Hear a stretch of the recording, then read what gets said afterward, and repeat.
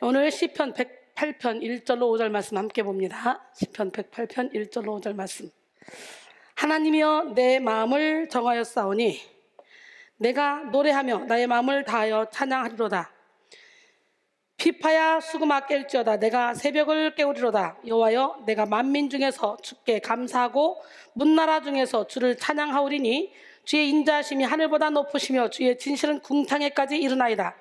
하나님이여 주는 하늘 위에 높이 들리시며 주의 영광이 온 땅에서 높임 받으시기를 원하나이다. 할렐루야. 영적인 업그레이드 세 번째 시간, 찬양의 업그레이드. 첫 번째 시간이 뭐였죠? 말씀의 업그레이드. 두 번째 시간, 기도의 업그레이드. 세 번째 시간, 찬양의 업그레이드. 이번 한 주간 지나면 다 업그레이드 될 것 같아요.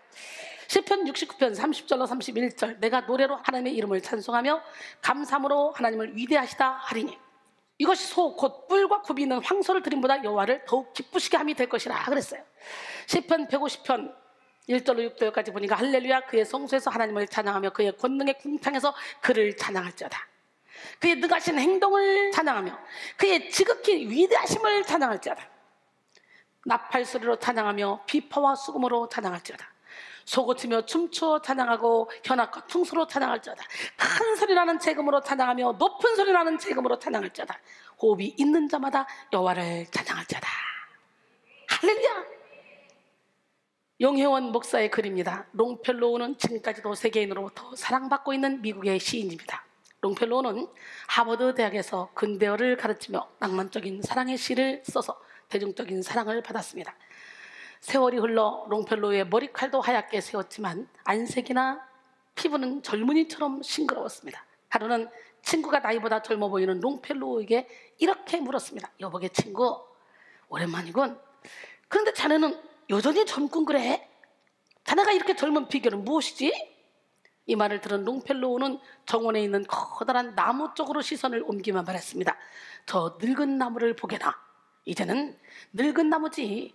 그러나 저렇게 꽃이 피고 열매도 맺는다네. 그것이 가능한 건 그래도 저 나무가 매일 조금이라도 계속 성장하고 있기 때문이야. 나도 그렇다네. 나이가 들었어도 매일매일마다 성장한다는 마음으로 살아가고 있다네. 할렐루야. 인생은 언제나 성장해야 돼요.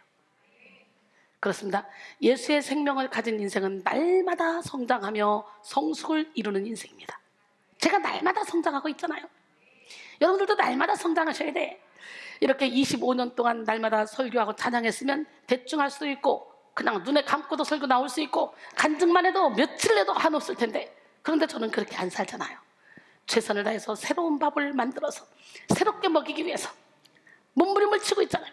날마다 성장하고 있는 거예요.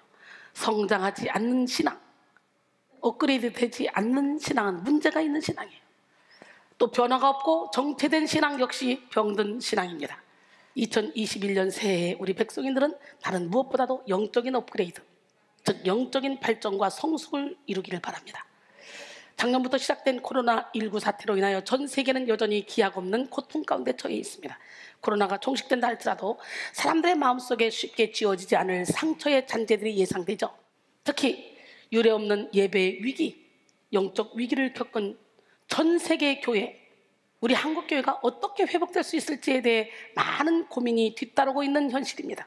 따라서 사실 하나님은 역사 가운데 가장 힘들고 어려운 때에 하나님의 사람을 세워서 더 큰 부흥과 더 큰 성장을 이루셨잖아요. 기독교는 박해와 핍박의 어둠 속에서 오히려 더 큰 신앙의 빛을 나타내며 하나님의 영광을 나타냈습니다. 바로 지금이야말로 교회가 우리 그리스도인들이 힘을 발휘해야 될 때입니다. 그렇잖아요. 작년에 하나님께서 저에게 빛과 소금이 되는 교회와 성도가 되자 표를 주시더니 코로나가 시작되기 직전부터 제가 빛과 소금의 역할을 감당하자고 했는데 코로나가 딱 시작됐어요. 이럴 때가 우리가 빛을 발할 때입니다 그랬는데 진짜 빛을 발하고 있더라고요. 1년 내내. 우린 작년에 후회 없이 살았잖아. 너무 바쁘게 살았잖아. 올 시작부터도 우리는 후회 없이 살고 있잖아. 이렇게 행복하게, 이렇게 바쁘게, 이렇게 즐겁게 우리 영혼이 막 깨어나며 온라인으로 예배를 드린다 할지라도 하나님이 이 부족한 종을 통해 신나는 찬양을 막 주셔서 그거 막 부르면서 많은 사람들이요 여기 머리가 각인이 돼가지고 잠자고 있어도 막 노래가 막 돌아다니고 길거리 가도 막 노래가 돌아다니고 이거 뭐야 하나님 주시는 음률이니까 그냥 각인이 돼가지고 딱 박혀서 이게 깨져라 부서져라 줘라 나눠져라 막 이런 찬양인데도 불구하고 이 찬양을 기쁘게 부를 수가 있는 거예요. 이사야 60장 1절 5절 일어나라 빛을 발하라 이는 내 빛이 이르렀고 여호와의 영광이 내 위에 임하였습니다. 보라 어둠이 땅을 덮을 것이며 캄캄함이 만민을 가리려니와 오직 여호와께서 내 위에 임하실 것이며 그의 영광이 내 위에 나타나리니 나라들은 내 빛으로 왕들은 빛에는 내 광명으로 나오리라. 내 눈을 들어 사방을 보라 무리가 다 모여 내게로 오느니라. 내 아들들은 먼 곳에서 오겠고 내 딸들은 안겨 올 것이라. 그때 내가 보고 기쁜 빛을 내며 내 마음이 놀라고 또 화창하리니 이는 바다의 부가 내게로 돌아오며 이방 나라들의 재물이 내게로 옵니다. 그랬어요. 2021년 표어대로 빛을 발하기 위해서는 무엇보다 우리 내면에 영적 업그레이드가 시급합니다. 하나님의 뜻은 우리의 영혼의 성숙에 있어요. 디모데전서 4장 15절 이 모든 일에 전심전력하여 너의 성숙함을 모든 사람에게 나타나게 하라. 여러분 모두 여러분의 성숙함을 모든 사람에게 나타나게 하는 기적의 주인공이 되길 원합니다. 베드로서 3장 18절에 오직 우리 주 곧 구주 예수 그리스도의 은혜와 그를 아는 지식에서 자라가라. 영광이 이제와 영원한 날까지 그에게 있을지어다 그랬어요. 날마다 자라가야 돼. 자라가야 돼. 에베소 4장 13절로 15절 우리가 다 하나님의 아들을 믿는 것과 아는 일에 하나가 되어 온전한 사람을 이루어 그리스도의 장성한 분량이 충만한 데까지 이르리니 이는 우리가 이제부터 어린아이가 되지 아니하여 사람의 속임수와 간사한 유혹에 빠져 온갖 교훈의 풍조에 밀려 요동하지 않게 하려 함이라. 오직 사랑 안에서 참된 것을 하여 범사에 그에게까지 자랄지라. 그는 머리니 곧 그리스도라 그랬어요. 이 말씀처럼 우리는 범사에 자라나야 돼.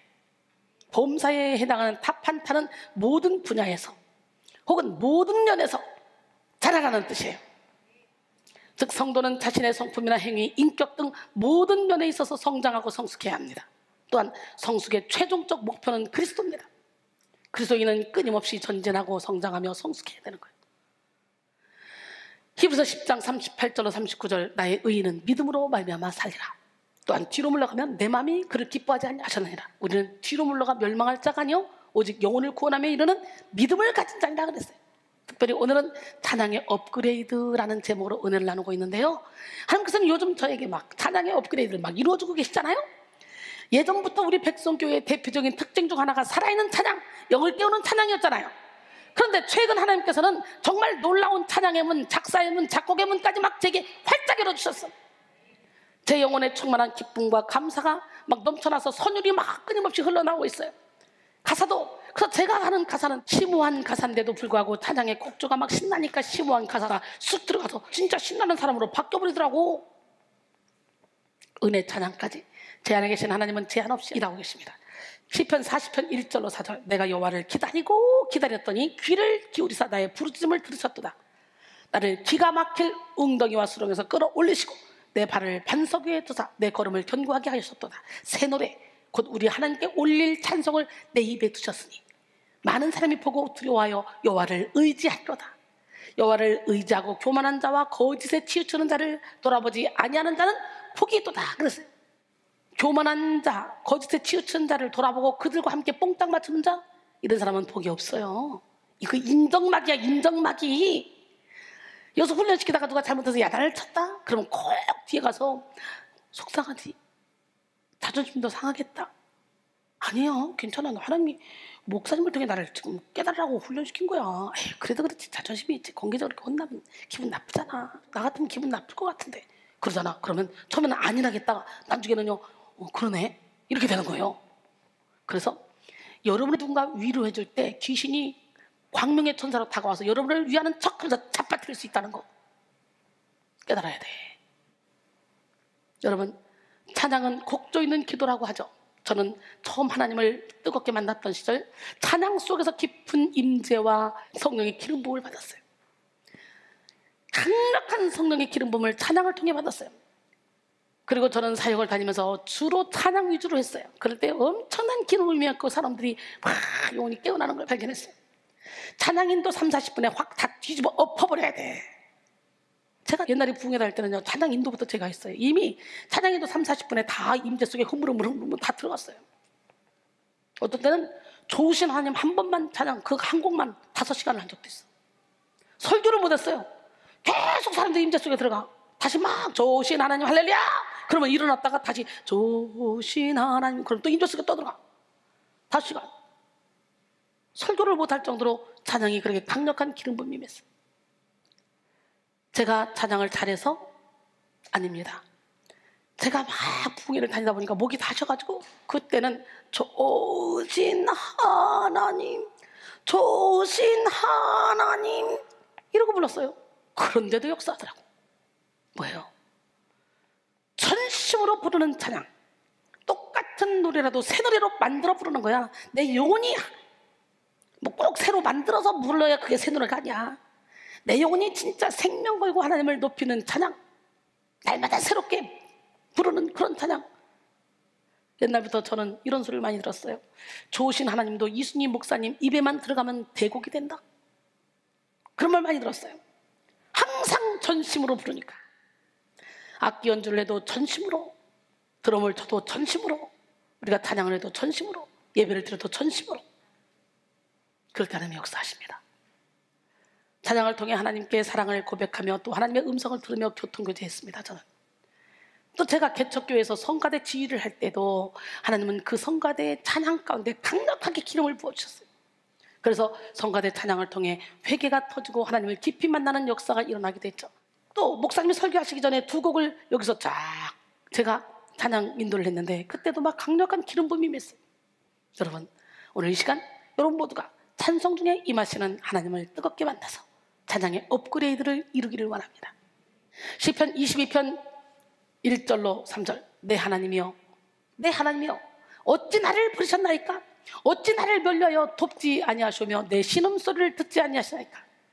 내 하나님이여, 내가 낮에도 부르짖고 밤에도 잠잠하지 아니하오나 응답하지 아니하시나이다. 이스라엘의 찬송 중에 계시는 주여, 주는 거룩하시니이다. 그랬어요. 할렐루야. 찬양이란 하나님께서 우리를 지으신 목적이자 또 우리의 사명입니다. 이사야 43장 21절에 보면 이 백성은 내가 나를 위하여 지었나니 나를 찬송하게 하려 함이라. 세계 역사상 교회 음악 작곡가들 가운데 가장 뛰어나다고 할 수 있는 사람은 아마 요한 세바스찬 바하일 것입니다. 그러나 음악의 아버지로 불리우는 바하의 삶은 결코 평탄하지 않았습니다. 참으로 그는 황무지 같은 가정 환경 가운데 장미꽃같이 아름다운 음악 작품을 남겼습니다.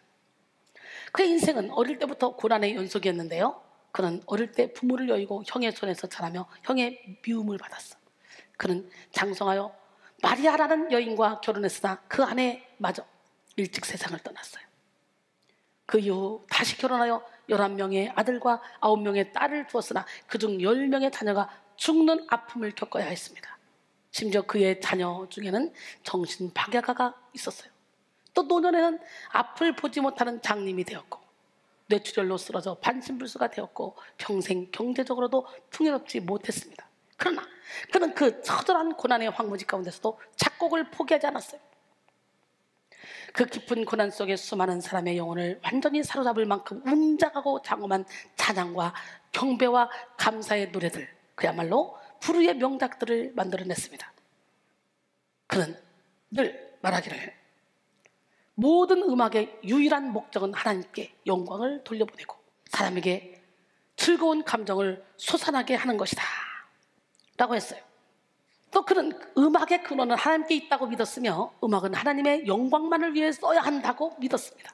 따라서 그는 자신이 작곡한 곡의 마지막 부분에 항상 솔리데오 글로리, 즉 오직 하나님의 영광만을 위하여 라고 적어놓았다고 합니다.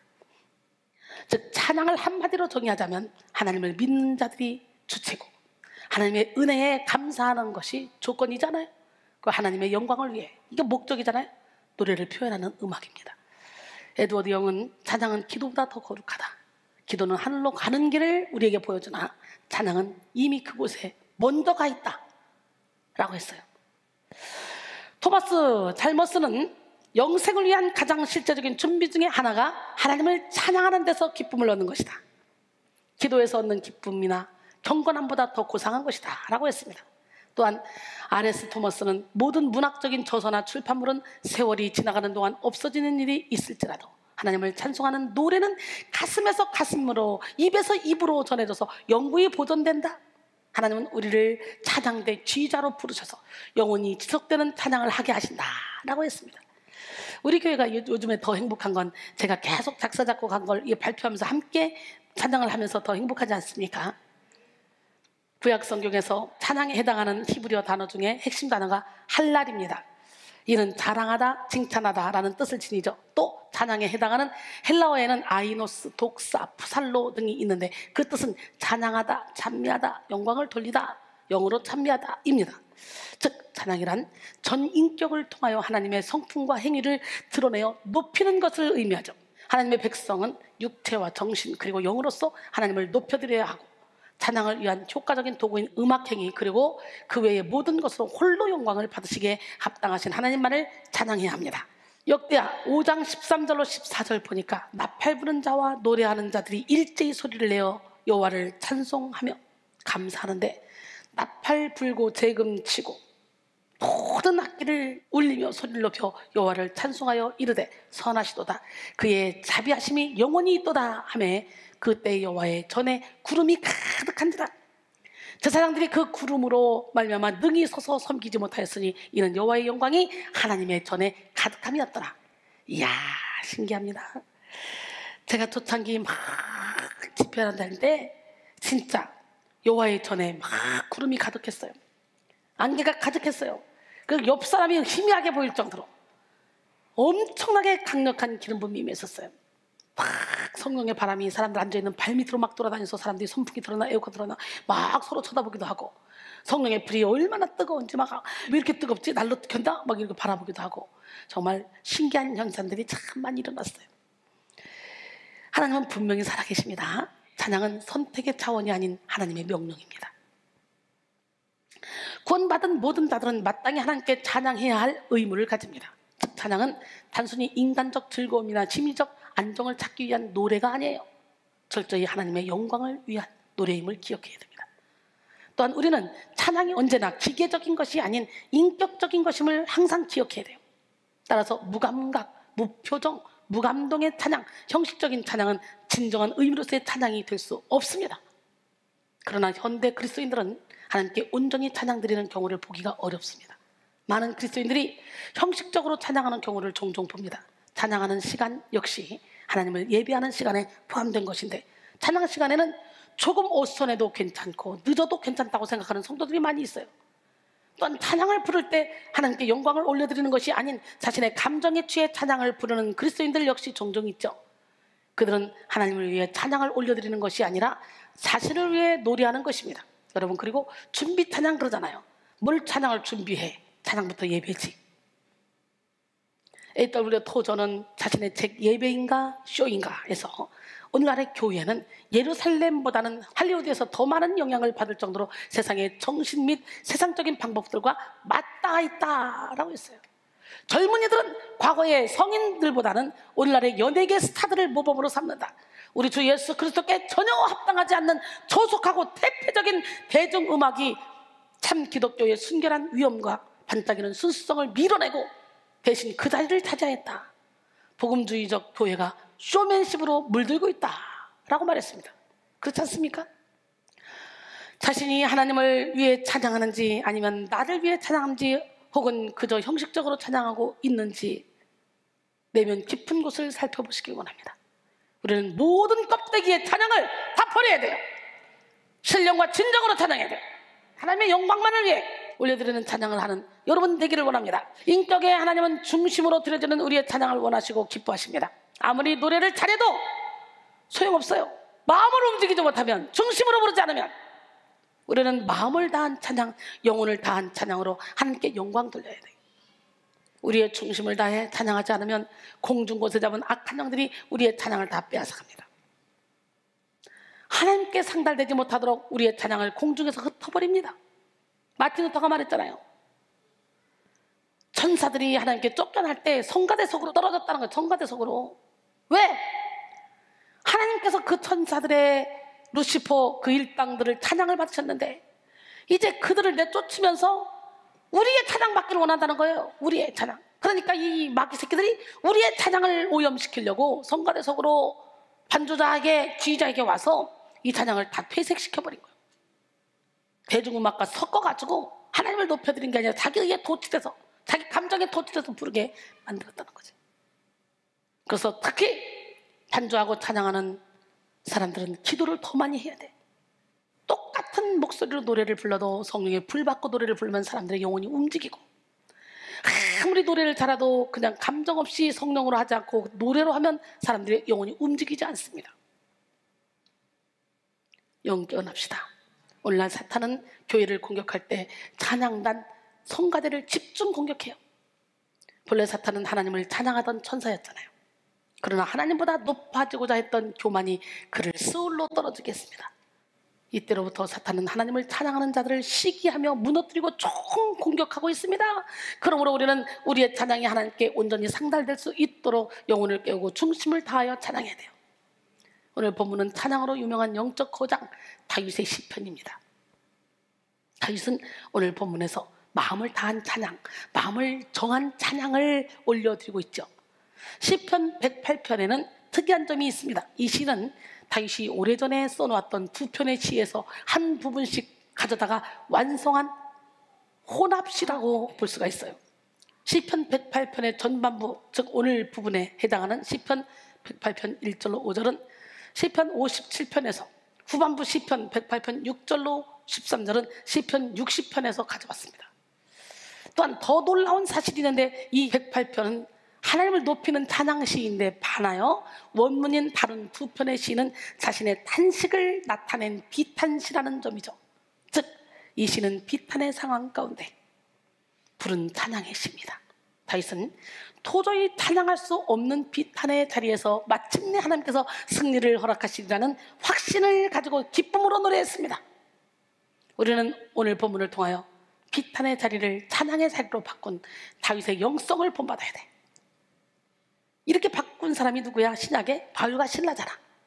비탄의 자리잖아. 죽었어도 있는 자리야. 감방에 착고에 채워져 시큰두들게 맞아서. 그런데 거기서 찬양하고 기도할 때 옥토가 흔들리고 옥문이 열리는 역사가 일어나잖아. 기가 막히지. 그리고 다윗처럼 찬양해야 합니다. 다윗이 찬양할 수 있었던 것은 고난의 상황이 끝났기 때문이 아닙니다. 그는 여전히 어려운 환경, 어려운 상황, 어려운 삶의 위기에 처해 있었지만 모든 생사와 복을 주관하시는 하나님을 찬양하기로 마음을 결정했어요. 오늘 본문 1절, 하나님이여 내 마음을 정하였사오니 내가 노래하며 나의 마음을 다하여 찬양하리로다. 할렐루야. 특히 오늘 본문은 다윗이 사울의 추격을 피하던 중에 동굴에서 지었던 시편 57편에서 가져온 내용입니다. 그는 생명의 위협을 받는 깊은 동굴 속 인생의 어둠 가운데 하나님을 찬양하기로 마음을 정했다는 거지. 여기서 마음에 해당하는 카보드는 일반적으로 영광이라는 뜻으로 사용됩니다. 이 영광은 무겁다, 중요하다라는 의미에서 유래했는데요, 마음을 의미하는 다른 단어가 있음에도 카보드를 사용한 것은 인간의 내면에 있는 가장 고귀하고 중요한 부분을 사용해서 하나님을 찬양하겠다는 다윗의 의지를 강조했다고 볼 수 있습니다. 물론 처음에는 그도 동굴 속에서 외로움과 고통에 탄식을 했을 거예요. 그러나 그 고난 속에 성령께서 다윗의 마음을 붙드시고 그 마음을 정하게 하셨어. 사실 마음만 정하면 끝나는 거 아니야? 마음을 정한 찬양, 마음을 정한 기도와 마음을 정한 예배 가운데 하나님은 역사하십니다. 다윗의 상황은 그야말로 숨막히는 고난의 연속이었어요. 그는 억울한 도망자 신세로서 벌써 10년이 지난 상황이었어요. 그러나 그는 어둠의 동굴 속에서 새롭게 마음을 추스렸습니다. 마음을 정함으로 자신의 인생을 하나님의 위대한 역사로 만들어갔던 많은 일물들이 있습니다. 벌써 1번 2순위잖아요.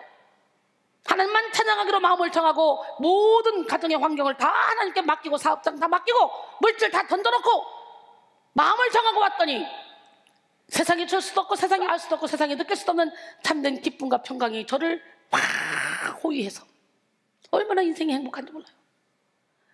전 세계를 다 뒤져도 이순위보다 행복한 사람은 없을 것 같아요.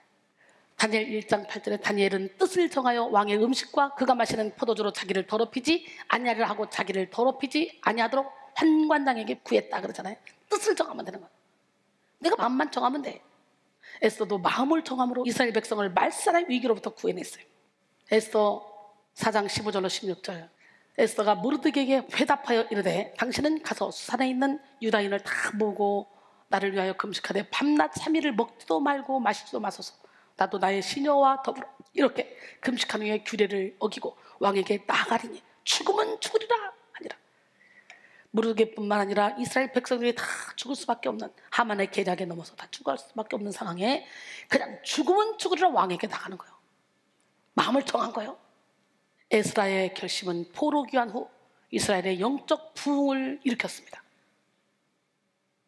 에스라 7장 10절에 에스라가 여호와의 율법을 연구하여 준행하며 율례와 규례를 이스라엘에게 가르치기로 결심하였더라. 여러분, 어떤 상황 가운데서도 하나님께로 마음을 정하시기 바랍니다. 승리의 역사는 거기로부터 출발하는 거예요. 오늘 이 시간 여러분의 마음이 오직 하나님께로 확정되는 기적의 시간이 되기를 원합니다. 찬송생활의 권능의 저자 멀린 게르도스는 우리가 어떤 환경에 처하든지 끊임없이 감사하면 하나님께서 우리의 사소한 일까지 완전하게 역사하신다 그랬어요. 문제 앞에서 주님을 찬양하라 그러면 하나님께서 역사해 주실 것이다. 이해가 되지 않더라도 현실 그대로를 감사히 받아들이고 찬송하라 그랬어요. 내 힘으로 어찌할 수 없는 인생의 한계 선상에서 우리가 할 수 있는 유일한 한 가지는 전능하신 하나님을 신뢰함으로 그 하나님을 찬양하는 일입니다. 다윗은 도저히 헤어나올 수 없는 인생의 한계 앞에서 원망하고 한탄하기를 포기했어요. 그리고 인생의 주인 되신 창조주 하나님을 찬양하기로 결단했습니다. 하나님은 고난의 밤에 노래하게 하시는 기적의 하나님이셔요. 믿음의 사람들은 이처럼 상황과 환경을 초월하는 능력의 노래를 부를 수 있죠. 바울과 실라가 그 어둠의 감옥 속에서 진심으로 하나님을 찬양했죠. 마음을 다한 그들의 찬양은 하나님의 마음을 감동시켰고 그들을 묶고 있는 모든 쇠사슬을 끊고 옥문까지 부서뜨리는 능력이 되었습니다. 나아가 그 감옥의 간수까지도 구원을 받게 하는 능력이 되었죠. 이 시간 여러분 모두가 이런 찬양의 업그레이드를 통해서 확실한 찬양의 능력을 체험하시길 바랍니다. 전심으로 드리지 않는 찬양, 정식적인 찬양은 모두 사탄에게 빼앗길 수밖에 없습니다. 아무리 노래 잘해도 영혼이 움직이지 않잖아요. 우리는 전심으로 찬양하며 영으로 찬양해야 돼. 악한 영은 성도로 하여금 나의 달람과 내 의의를 드러내는 찬양, 자기 연민에 빠진 찬양, 또 형식적인 찬양으로 미혹합니다. 그래서 우리의 찬양이 하나님께 상달되지 못하게 할 뿐더러 오히려 악한 영의 도구가 되게 만들어버려요. 성도는 찬양하는 사람이라는 확실한 정체성을 가져야 돼. 우리가 살고 있는 이 시대는 모두가 다 절망하며 탄식하는 시대일지라도 우리는 영원한 소망을 품고 찬양해야 됩니다. 찬양을 통해 우리의 영혼을 깨우고 우리의 가정과 교회를 깨우며 이 나라와 시대를 깨우는 사명을 감당하는 여러분 모두가 되기를 원합니다. 찬양하라 내 영혼아, 내 속에 있는 것들아 다 주를 찬양하라. 이렇게 간단한 가사가 얼마나 많이 알려져 많은 영혼을 살리고 있습니까? 함께 찬양합니다. 찬양하라 내 영혼아, 찬양하라 내 영혼아, 내 속에 있는 것들아 다 찬양하라. 감사하라 내 영혼아,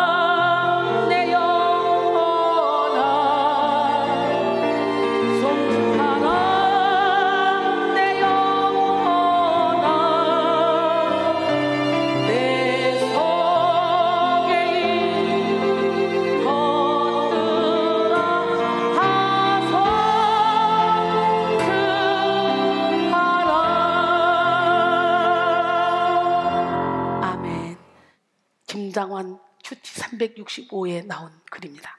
설교의 대상은 인간입니다. 설교는 사람을 움직입니다. 기도의 대상은 하나님입니다. 기도는 하나님을 움직입니다. 그리고 찬송은 하나님과 사람을 움직입니다. 할렐루야. 그러니까 제가 찬양의 힘이 있어서 찬양을 통해 전 세계를 쫙 다니면서 복음을 증거하며 많은 영혼을 살릴 수 있었잖아요. 찬양이 그렇게 중요해. 오늘 찬양의 문을 열어달라고. 찬양 부를 때 아랫배임조가 큰 소리로 질러버리세요. 그래서 뚫어야 되는 거예요. 오늘 주님께서 부르시면 설교도 기도도 끝납니다. 그러나 찬송은 하늘나라에서도 영원토록 계속됩니다. 천사들이 찬양할 것입니다. 다윗이 수금을 탈 때 사울왕을 괴롭히던 귀신이 쫓겨나갔잖아요. 다윗은 법궤를 메고 예루살렘으로 입성할 때 너무 기뻐서 춤을 추며 노래를 부르다가 바지가 훌러덩 벗겨졌습니다. 그런데도 하나님은 그 찬양을 받으셨고, 왕이 채통머리도 없이 계집종들 앞서 당신은 뭐한 짓 알아 지금? 하는 타말의 자궁 태를 닫아버렸어. 잔인한 죽음도 노래를 빼앗지는 못합니다. 우리의 영혼의 노래, 신앙의 절정은 찬송을 통해서 나타납니다. 여러분의 입술에 찬송이 머물러 있다면 여러분의 영혼은 살아 숨쉬고 있는 것입니다. 하지만 여러분의 입술에 찬양이 멈춰 있다면 여러분의 삶을 되돌아보십시오. 여러분의 삶은 메마른 가지일 것입니다. 당신의 입술에 주님을 찬양하는 음률이 끊임없이 이어지길 기원합니다 라고 했어요. 이제 우리는 이루어야 될 찬양의 업그레이드, 그것이 무엇인지 구체적으로 알아봐야 되겠죠. 먼저 영혼을 깨우며 치료하는 찬양의 업그레이드를 이루어야 돼요. 오늘 본문 2절에 비파야 수금아 때리쳐다 내가 새벽을 깨우리로다. 그가 이처럼 결단한 이유는 무엇보다 자신의 영혼을 깨우기 위함이었어요. 다윗은 영적인 사람으로서 항상 인생의 문제 앞에 자기 자신의 영혼의 상태를 점검했습니다. 어떤 어려운 순간에도 우리는 영혼을 깨워야 합니다. 영혼만 깨어있다면 어떤 두려움과 낙심의 순간에도 무너질 수 없습니다. 이 말씀을 공동 번역으로 보면 나의 마음아 눈을 떠라, 비파야 수금아 눈을 떠라, 새벽을 흔들어 깨우리라, 이런 말입니다. 이처럼 다윗은 새벽의 사나이였어요. 새벽에 해당하는 히브리어로 오르는 빛나다라는 뜻인데요. 즉 새벽은 햇빛이 빛나고 이슬이 빛나고 영적인 각성이 빛을 발하는 시간을 상징합니다. 다윗이 새벽을 깨우겠다고 말한 것은 하루를 시작하기 전 하나님과 교제하는 시간을 가지겠다는 뜻이에요. 그는 목동 시절부터 매일 비파와 수금으로 새벽을 깨우며 하나님께 기도하고 일과를 시작했습니다. 근데 오늘날 새벽 기도하는 사람들은 그냥 새벽에 일어나 기도했다는 의미고 새벽 기도 갔다 와서 집에서 좀 자잖아. 그게 뭘 새벽을 깨우는 거고 하루를 시작하는 거예요. 일리 있어 없어? 여러분도 그랬지? 그건 여러분 스스로 새벽에 그냥 기도했으니까 그지, 그 의미하고는 별로 관계가 없어. 하루를 시작하는 첫 시간 하나님께 드린다는 의미인데 시작해놓고 자고 깨 있으면 또 해야지. 그러면 새벽 이슬과 함께 내리는 은혜를 통해 하나님을 만났고 그 신앙을 기반으로 평생 하나님을 찬양하며 하나님께 영광 돌리는 존귀한 인생을 살게 됐죠. 다윗이 밤이 깊고 어두울 때가 새벽이 가장 가까운 때입니다. 즉 새벽을 깨우라는 영적 의미는 또 우리 영혼의 깊은 흑암을 지나 하나님이 예비하신 영혼의 새벽을 깨우라는 뜻입니다. 여러분의 인생이 여전히 문제 많은 흑암 같을지라도 여러분의 영혼이 깨어나 영혼의 새벽을 맞이할 수 있다면 확실한 승리가 보장됩니다. 하나님의 관심은 우리 영혼에 있어요. 찬양은 잠든 영혼을 깨우는 능력입니다. 성도의 입술로 고백되어지는 찬양은 실제적으로 영혼을 깨워 하나님은 찬양 중에 역사하시는 기적의 하나님입니다. 믿음으로 찬양하는 성도에게 지혜와 권세를 주시고 믿음을 허락하셔서 막힌 문제를 풀어가게 하십니다. 저는 찬양할 때 주님 사랑해요 그러면 진짜 주님이 나도 너 사랑해 이런 세미한 음성을 들으면서 찬양했어요. 빛이 없어도 환하게 다가오시는 주 예수 나의 등신이여. 이 찬양하면 진짜 빛이 없어도 환하게 보여요. 제가 기도에 미쳤을 때 부른 찬양이 몇 곡 있어요. 빛이 없어도, 주님이 주시는 파도 같은 사랑, 그리고 이 시간 다가온 주님의 이름을 부를 수 없었어요. 이 찬양하고, 그리고 주님 사랑해요 사랑해요, 이때 찬양을 기도할 때마다 앉아서 그것만 아랫변 주고 쫙 불렀어요. 근데 진짜 그 찬양을 통해 저는 하나님을 엄청나게 강하게 만났어. 그런 의미에서 한번 해보자고.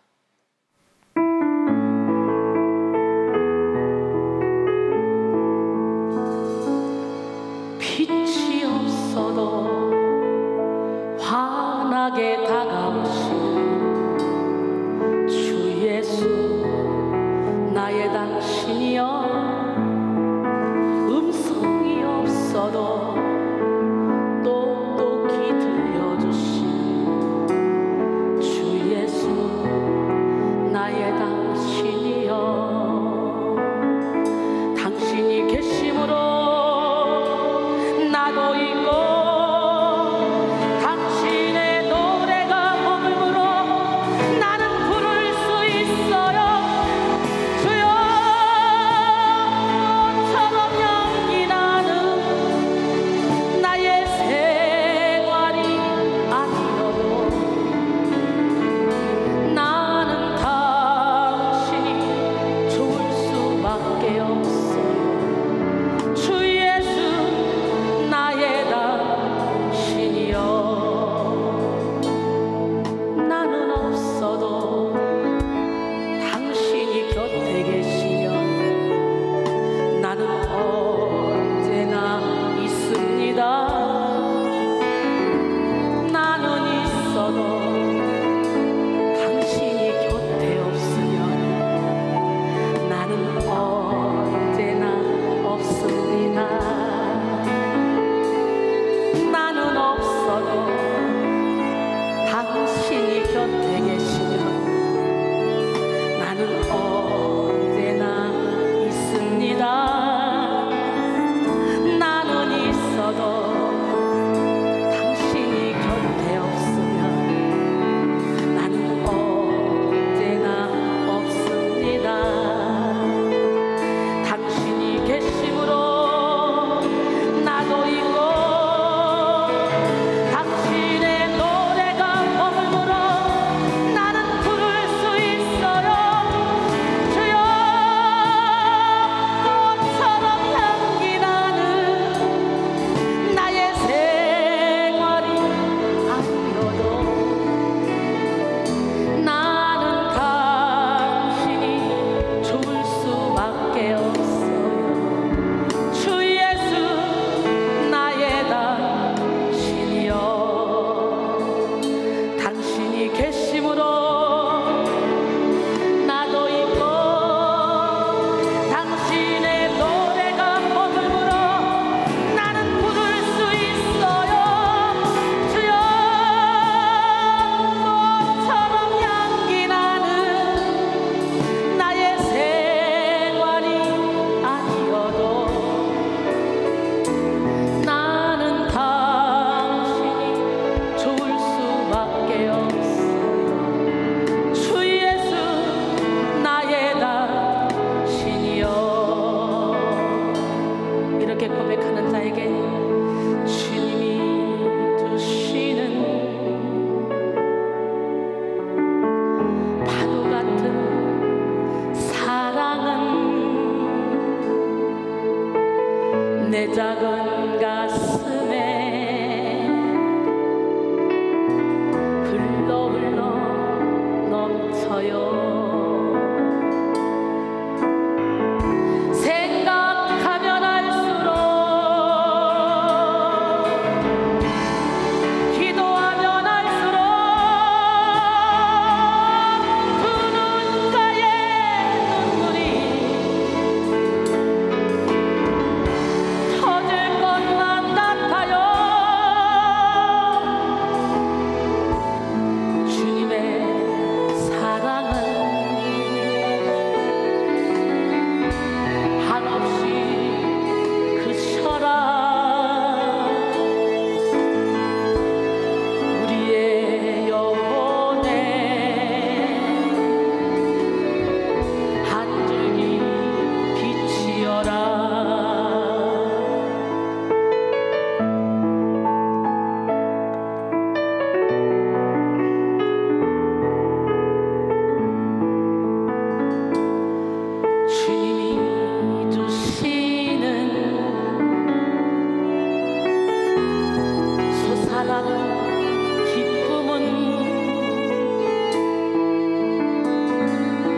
내 작은 가슴에 샘물처럼 솟아요. 생각하면 할수록, 기도하면 할수록 두 눈가에 눈물이 터질 것만 같아요. 주님의 기쁨은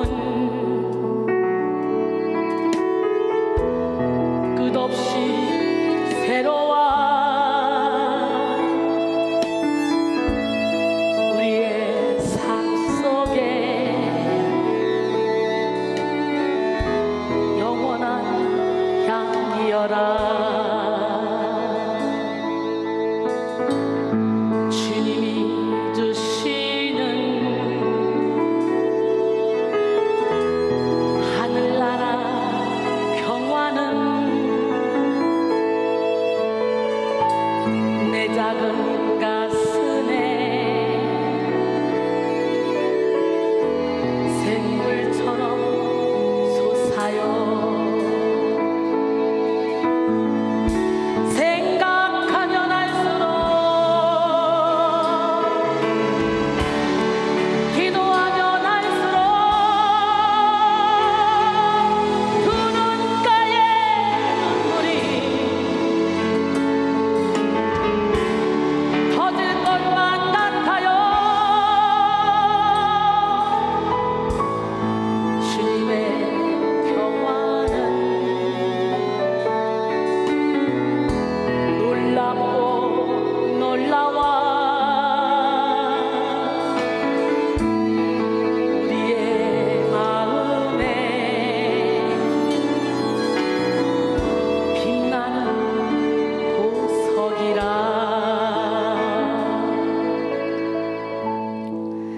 여러분, 이 찬양 두 곡이 90년대에 오살리기도원에서 처음으로 불렀던 찬양이에요. 이 찬양을 부르고 제가 복음 가수도 해볼 만하구나. 그때만 해도 오살리기도원 사람 많이 모였습니다. 이 찬양 부르면서 제가 찬양 가수 돼야 되겠다 결정을 했어요. 마음의 결정을. 그 전부터 우리 목사님이 이 아까운 목소리를 왜 그냥 가지고 있냐, 본가수 해라, 본가수 해라. 그럴 때 아유, 내가 이렇게 잘 나가는데 본가수를 왜 해? 내가 얼마나 바쁜데.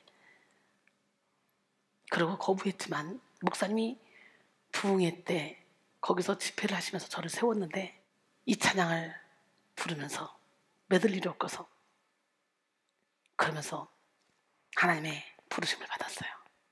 그리고 결단했어요. 내 마음에 결정을 했어요. 여러분도 정해야 돼. 그리고 시작한 사역이 지금 25년째 한결같은 마음으로 찬양을 하며 행복한 나날을 보내고 있습니다. 무엇보다도 하나님은 찬양 중에 마음의 평안을 허락하십니다. 마음의 평안만큼 영혼을 치료하는 것은 없습니다. 이 시간 찬양으로 여러분의 영혼이 깨어나 모든 어둠이 떠나가는 기적이 일어나기를 원합니다. 찬양으로 우리의 영혼이 깨어날 때 비로소 영혼이 새벽이 찾아옵니다. 어둠은 떠나갑니다. 우리는 이제 어둠의 일을 벗고 빛의 갑옷을 입어야 돼요. 로마서 13장 11절로 14절 또한 너희가 이 시기를 알거니와 자다가 깰 때가 벌써 되었으니 이는 이제 우리의 구원이 처음 믿을 때보다 가까웠습니다. 밤이 깊고 낮이 가까웠으니 그러므로 우리가 어둠의 일을 벗고 빛의 갑옷을 입자.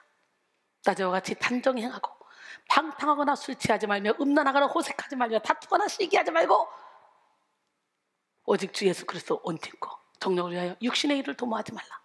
여러분, 내가 부른 찬양이 세다고 생각했지만 말씀에 그대로 있네. 누가 뭐라 그러겠어. 말씀이 돼.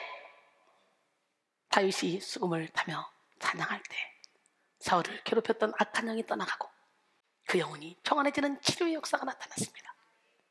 사무엘상 16장 23절 하나님께서 부리시는 악령이 사울에게 이를 때에 다윗이 수금을 들고 와서 손으로 단즉 사울이 상쾌하여 낫고 악령이 그에게서 떠나더라 그랬어요. 미국 듀크 대학 병원의 해롤드 퀘니히와 데이비드 라스는 의사는 1998년 한 해 동안 신앙과 건강의 상관관계에 대해서 실험했습니다. 그 결과 매주일 교회에 나가는 사람들은 그렇지 않은 사람들보다 병원에 입원할 확률이 적고 입원하더라도 빨리 치료되어 입원 기간이 짧다는 것을 발견했습니다. 그리고 매주일 교회에 나와 손뼉 치고 찬송하며 예배하는 사람들은 그렇지 않은 사람보다 평균 7년을 더 오래 산다는 사실을 밝혀냈습니다. 또한 1999년 듀크 대학에서는 약 4,000명을 대상으로 조사한 결과 예배에 참석하여 찬송과 기도를 드리고 말씀을 듣는 것이 우울증과 고혈압 치료에 매우 큰 효과가 있다는 것을 발견했다고 보고했습니다. 특히 백성교회에서 부르는 찬양은 영혼을 깨우는 찬양, 영혼에게 치료가 나타나는 영적인 찬양이죠. 하나님께서는 전심으로 부르짖는 영적인 찬양을 통해 놀라운 기적들을 나타내셨습니다. 귀로 듣기에 감미로운 찬양이 아닌 사람의 심령을 터치하고 만드는 찬양은 오직 성령의 능력으로만 가능합니다. 세상에 수많은 성가대가 있고 찬양팀들이 있지만 정말 하나님의 능력이 나타나고 영혼을 치료하는 찬양을 찾아보기는 쉽지가 않죠. 이 시간 여러분의 모든 이론과 생각을 내려놓고 어린아이와 같이 전심으로 하나님을 찬양함으로 찬양 가운데 베푸시는 하나님의 치유를 경험하길 바랍니다. 두 번째, 우리는 영적 전쟁에서 승리케 하는 찬양의 업그레이드를 이루어야 돼요. 신앙생활은 그 자체로 영적 전쟁입니다. 찬양은 영적 전쟁을 승리로 이끄는 강력한 비결입니다. 왕자와 꾀꼬리라는 이야기가 있습니다. 어느 왕자에게 아주 노래를 잘하는 황금 꾀꼬리가 한 마리 있었어요. 왕자는 이 꾀꼬리의 노래를 무척 좋아했고 이 꾀꼬리를 아끼고 사랑했습니다. 어느 날 저녁이에요. 꾀꼬리가 노래를 불러야 되는데 부르지 않고 그냥 시무룩하게 앉아있는 거예요. 왕자가 그 이유를 묻자 꾀꼬리가 대답했습니다. 왕자님, 저 개구리들의 소리가 들리죠? 개구리들의 소리가 너무너무 시끄러워 노래를 부르고 싶은 마음이 생기질 않아요. 그러자 왕자가 꾀꼬리를 위로하며 말합니다. 개구리들 소리 때문에 네가 노래를 부르지 않으니 온통 주변에 개구리들 소리만 들리지 않냐? 그러니 네가 더욱 열심히 노래를 불러서 저 개구리들 소리가 들리지 않게 해다오. 할렐루야. 가벼운 이솝 우화 이야기지만 우리에게 주는 교훈이 있죠. 우리는 찬양으로 세상의 시끄러운 소리들을 잠재워야 돼. 찬양으로 세상이 맞다고 막 주장하는 거짓 진리에 대항해야 돼. 찬양으로 세상이 위대하다고 떠받들고 있는 허망한 것을 무너뜨려야 돼. 찬양은 거룩한 외침입니다. 욥기 38장 7절 그때 새벽 별들이 기뻐 노래하며 하나님의 아들들이 다 기뻐 소리를 질렀느니라. 그랬어요. 하나님은 이 거룩한 외침으로 그 견고한 여리고성을 점령하게 하셨죠. 여호수아 6장 16절 보니까 7번째 제사장들이 나팔을 불 때 여호수아가 백성에게 이르되 외치라 여호와께서 너에게 이 성을 주셨느니라. 20절 이하에 보니까 백성은 외치고 제사장들은 나팔을 불매 백성이 나팔 소리를 들을 때에 크게 소리질러 외치니 성벽이 무너져 내린지라. 백성이 각기 앞으로 나가 그 성에 들어가서 그 성을 점령하고 그 성 안에 있는 모든 것을 온전히 파티되 남녀노소와 소와 양과 나귀를 칼날로 멸하니라. 여러분, 기드온이 300용사로 13만 5천 명의 연합군을 무너뜨릴 때도 기드온이 말하는 대로 순종했을 때 역사가 일어났어. 하나님이 이순이를 통해 전 세계에 있는 수많은 죽어가는 영혼들을 살리겠다고 앞장세웠어요. 이순이는 아직 하나님 앞에 결단을 했어요. 정하고 정했어요. 그래서 달려가고 있습니다. 그럴 때 여러분이 제 옆에서 아유 저 맞는 거야 틀린 거야 아유 나는 그냥 은혜만 받고 아유 나는 이러고 있지 말고 나도 마음을 청하리라. 나도 저런 찬양을 하리라. 마음을 청하고 열심히 훈련 받다 보면 여러분 자신도 모르게 변화되어 있는 여러분을 발견하게 돼요. 우리는요 훈련이 따로 없어요. 예배가 훈련이야. 예배를 드리던 중에 찬양할 때 아랫배 주고 있는 대로 찬양을 크게 불러보고 강약을 막 제가 집어넣어 찬양할 때 흉내내서 따라 해보고 그러면서 훈련받는 거예요. 사랑하는 성도 여러분, 이 어두운 세상 가운데 하나님을 향한 거룩한 외침의 소리가 되시기를 바랍니다. 성경 속에 찬양으로 전쟁에서 승리한 대표적인 사건이 있죠. 유대 7대 왕인 여호사밧이 통치할 당시 모압과 암몬과 마온의 침공으로 국가적 위기를 맞이했습니다. 그때 여호사밧 왕이 심히 큰 두려움에 사로잡혀 하나님 앞에 이렇게 외쳤어요. 역대 20장 12절에 우리 하나님이여 그들을 징벌하지 아니하시나이까? 우리를 치러오는 이 큰 무리들을 우리가 대적할 능력이 없고 어떻게 할 줄도 알지 못하고 오직 주만 바라봅니다. 여기서 오직 주만 바라보나이다 를 직역하면 그러나 우리 눈이 당신 위에 있습니다 입니다.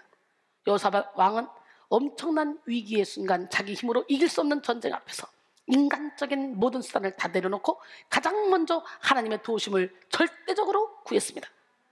하나님께서 전쟁 가운데 있는 우리에게 원하시는 것은 바로 이처럼 전심으로 하나님만을 신뢰하는 믿음입니다. 하나님은 전심으로 자신을 의지한 여호사밧 왕에게 선지자 야하시엘을 통해 이렇게 말씀하셨죠. 역대하 20장 15절 이하에 야하시엘이 이르되 온 유다와 예루살렘 주민과 여호사밧 왕이여 들을지어다. 여호와께서 이같이 너희에게 말씀하시기를 너희는 이 큰 무리로 말미암아 두려워하거나 놀라지 말라. 이 전쟁은 너희에게 속한 것이 아니오 하나님께 속한 것이니라. 이 전쟁에는 너희가 싸울 것이 없나니 대열을 이루고 서서 너희와 함께한 여호와가 구원하는 것을 보라. 유다와 예루살렘아 너희는 두려워하지 말며 놀라지 말며 내일 그들을 맞서 나가라. 여호와가 너희와 함께하리라 하셨느니라. 할렐루야. 우리의 전쟁은 오직 하나님의 힘으로 싸우는 하나님께 속한 전쟁입니다. 따라서 내 이론과 생각이 아닌 하나님의 방법으로 싸워야 됩니다. 스가랴 4장 6절에 그가 내게 대답하여 이르되 여호와께서 스룹바벨에게 하신 말씀이 이러하니라. 만군의 여호와께서 말씀하시되 이는 힘으로 되지 아니하며 능력으로 되지 아니하고 오직 나의 영으로 되느니라 그랬어요. 영적 전쟁에서 승리의 관건은 철저히 우리 자신을 내려놓고 주님이 우리 안에서 대신 싸워주시도록 믿고 맡기는 것에 있다고 그래요. 베드로전서 5장 7절에 너희 염려를 다 주께 맡기라. 이는 그가 너희를 돌보심이라 그랬어요. 시편 55편 2절에 내 짐을 여호와께 맡기라. 그가 너를 붙드시고 의인의 요동함을 영원히 허락하지 아니하시리로다 그랬어요. 할렐루야. 시편 37편 5절 6절 내 길을 여호와께 맡기라. 그를 의지하면 그가 이루시고 내 의를 빛같이 나타내시며 내 공의를 정오의 빛같이 하시리로다 그랬어요. 하나님의 음성을 들은 여호사밧 왕은 그 말씀을 의지하여 믿음의 액션을 취하기 시작합니다. 그것이 바로 믿음의 찬양을 드리기로 결단한 거예요.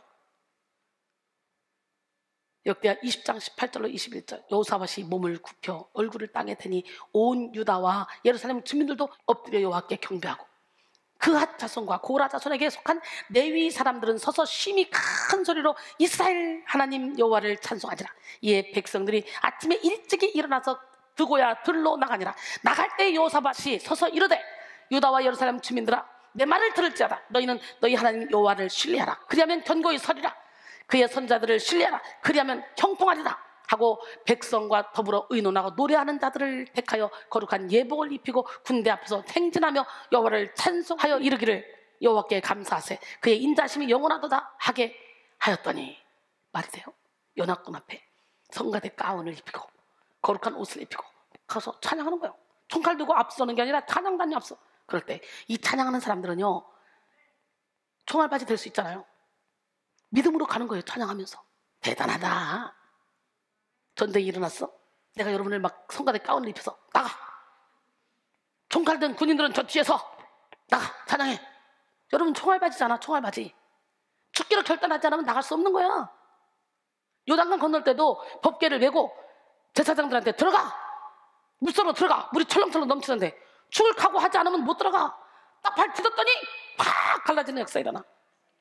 이처럼 찬양은 믿음의 증거이다 열매입니다. 믿음이 있는 자만이 상황과 환경을 초월한 찬양을 올려드릴 수 있습니다. 여호사밧 왕은 찬양의 행실로서 그 믿음을 증명했습니다. 야고보서 2장 17절 이와 같이 행함이 없는 믿음은 그 자체가 죽은 것이니라 그랬어요. 야고보서 2장 26절에 영혼 없는 몸이 죽은 것처럼 행함이 없는 믿음은 죽은 것이라 그랬어요.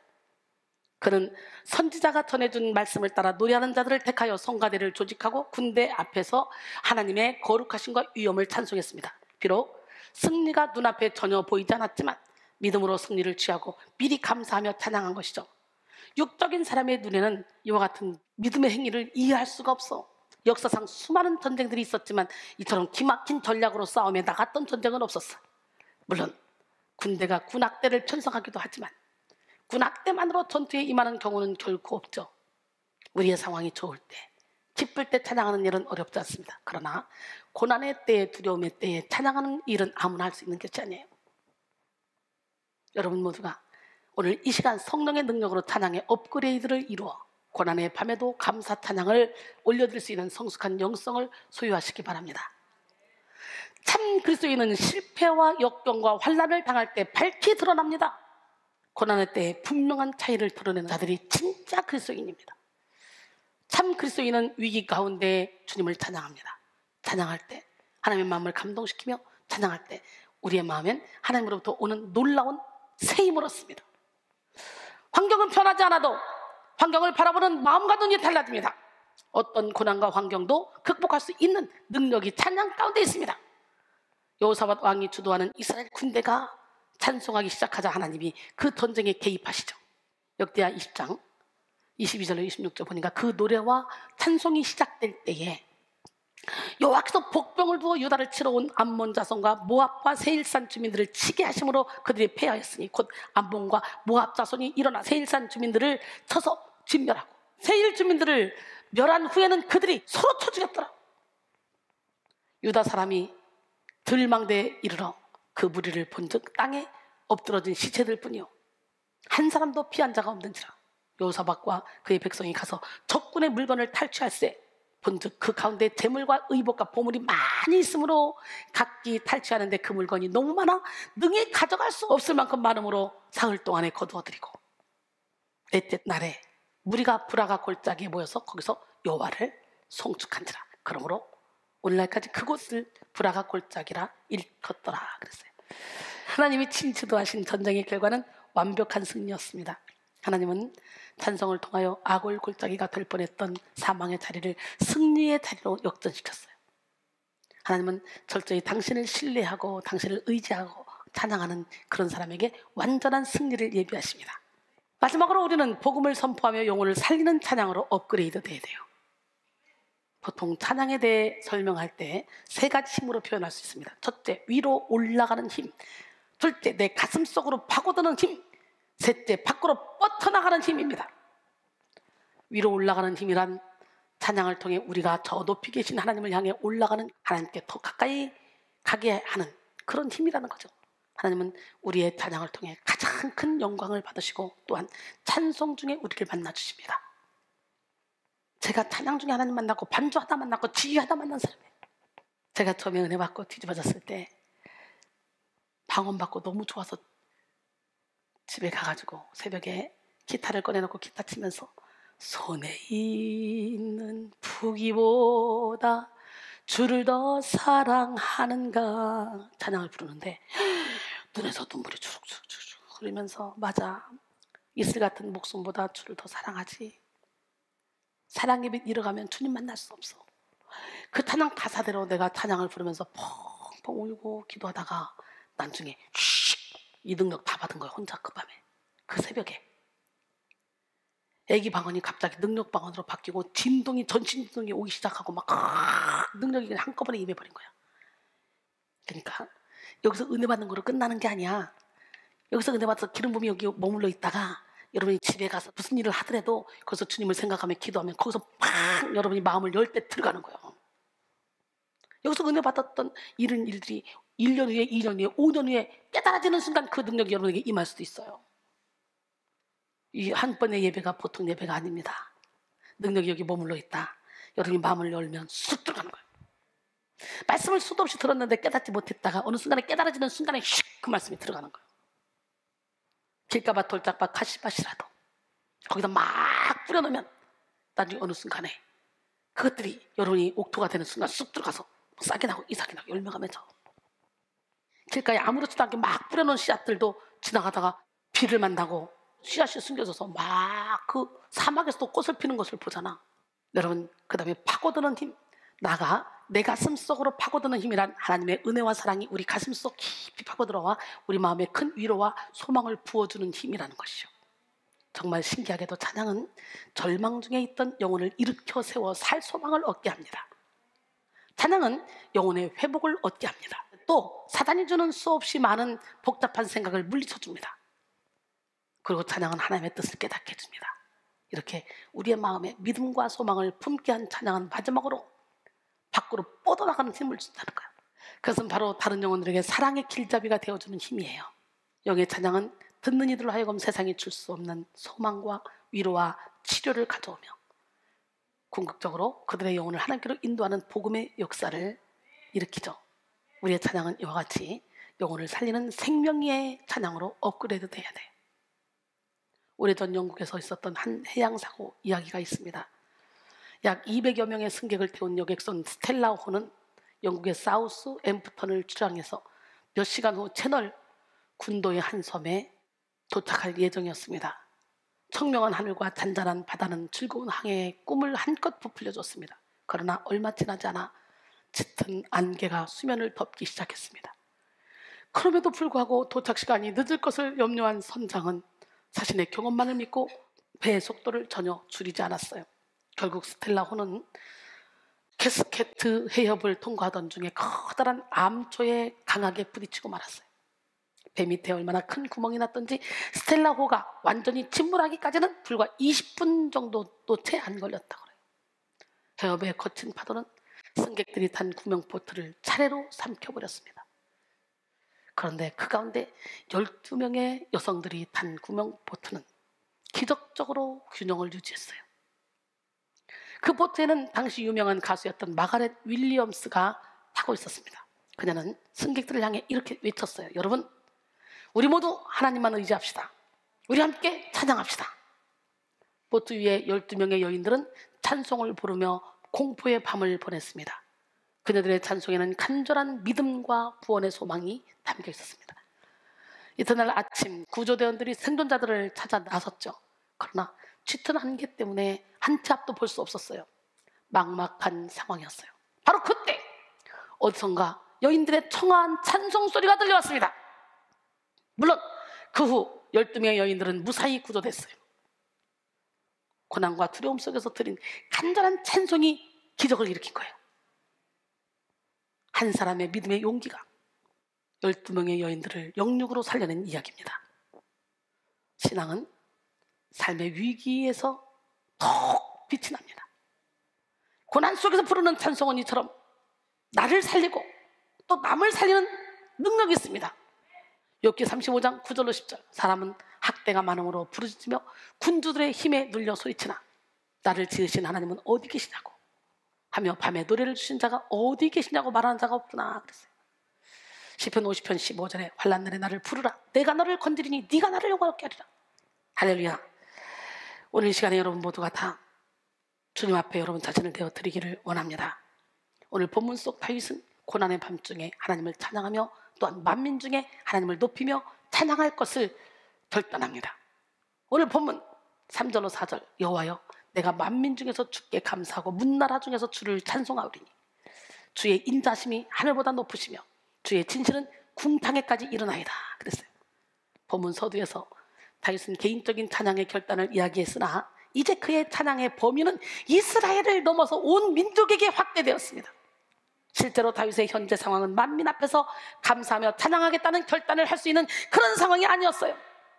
당시 다윗의 현실은 원수를 피해 깊은 동굴 속에 들어와 자기 생명조차 부지하지 못하는 그런 상황이었어요. 그러나 다윗은 찬양을 통해 영혼이 깨어났고 믿음의 눈으로 하나님이 행하신 비전을 바라보았던 것입니다. 여기서 주를 찬양하오리니를 뜻하는 히브리어 와이담메르카는 미완료형으로 쓰였습니다. 이는 찬양이 일회성으로 끝나는 것이 아니라 계속해서 찬양하겠다는 것을 의미합니다. 시인은 1절부터 계속해서 동사를 쓸 때 미완료형으로 쓰는 것을 볼 수가 있는데요. 즉 다윗은 이러한 찬양을 반복적으로 계속하겠다는 그런 다짐을 표현하고 있는 거예요. 그는 내가 반드시 만민 중에서 감사하고 내가 반드시 열방 중에서 찬양하리라. 내 감사의 기도를 만민이 듣게 될 것이며 내 찬양 소리를 열방이 듣게 되리라는 그런 믿음의 확신을 가지고 선포하고 있는 것이죠. 비록 지금 그는 비탄의 자리, 절망의 자리에 서 있었지만 살아계신 하나님께서 자신의 찬양을 들으시고 그의 삶을 역전시킬 것을 확신하며 만민 앞에서 찬양하고 간증할 날을 선포하고 있는 것입니다. 실제로 다윗의 이 믿음의 찬양은 그의 영육간의 삶을 완전히 변화시켰어요. 오늘 본문 마지막 구절입니다. 시편 103편 5절. 하나님이여 주는 하늘 위에 높이 들리시며 주의 영광이 온 땅에서 높임 받으시기를 원하나이다. 주는 높이 들리시며에 해당하는 누마는 명령형으로서 주를 향한 강한 기원의 의미를 지닙니다. 또 주의 영광에 해당하는 케보데카는 하나님 고유의 영광스러움을 의미합니다. 그리고 하늘에 해당하는 쇠마임은 인간이 상상할 수 없는 최고의 상태를 뜻하죠. 찬양을 통해 영혼이 깨어난 다윗은 점점 하나님의 영광을 높이고자 하는 강렬한 비전을 품게 되었습니다. 이제 더 이상 그는 자신의 소원을 위해 사는 자가 아니에요. 그는 성숙한 신앙인으로서 자신의 안전이나 번영 혹은 위험으로부터의 구원을 앞세우지 않고 하나님이 영광 받으셔야 함을 간절히 소망하고 있습니다. 사랑하는 성도 여러분, 여러분도 다윗과 같이 하나님의 꿈을 품는 자들이 되기를 바랍니다. 처음에는 여러분 자신의 고통과 문제 때문에 예배의 자리에 나왔을지라도 이 예배 가운데 영적인 업그레이드를 이룬 자는 꿈과 비전 자체가 바뀌는 역사가 일어나. 고린도전서 10장 31절, 그런즉 너희가 먹든지 마시든지 무엇을 하든지 다 하나님의 영광을 위해서 하라. 아멘. 마태복음 6장 33절, 그런즉 너희는 먼저 그의 나라와 그의 의를 구하라. 그러면 이 모든 것을 너희에게 더하시리라 그랬어요. 하나님이 가장 기뻐하시는 뜻은 오직 영혼 구원입니다. 우리의 찬양이 하나님이 가장 기뻐하시는 선교적 찬양으로 업그레이드 되기를 원합니다. 결론적으로 영적인 업그레이드 세 번째 시간, 찬양의 업그레이드라는 제목으로 은혜를 나눴죠.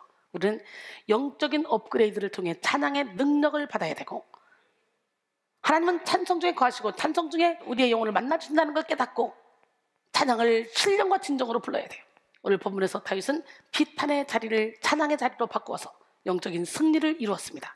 이를 위해 우리는 다윗처럼 마음을 정한 찬양을 올려야 된다고 말씀드렸죠? 우리는 구체적으로 영혼을 깨우며 치료하는 찬양의 업그레이드를 해야 돼.